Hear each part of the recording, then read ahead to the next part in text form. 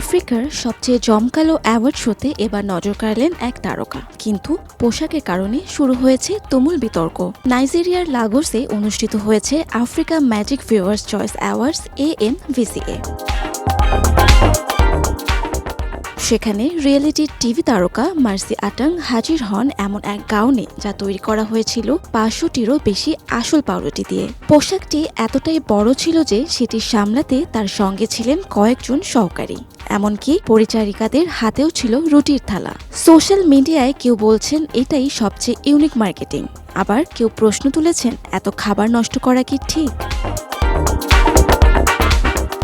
Mercy আটাংয়ের অদ্ভুত গাউনের official দাম প্রকাশ করা না হলেও ধারণা করা হচ্ছে শুধু পাউরুটির খরচই ছিল 80,000 টাকা, আর পুরো পোশাকটির মোট খরচ পৌঁছাতে পারে কয়েক লাখ টাকায়। তবে বিবিসিকে দেওয়া সাক্ষাৎকারে মার্সি জানান এই পোশাক শুধুই চমক নয়, এটি তার রুটি ব্যবসার প্রচারণার অংশ।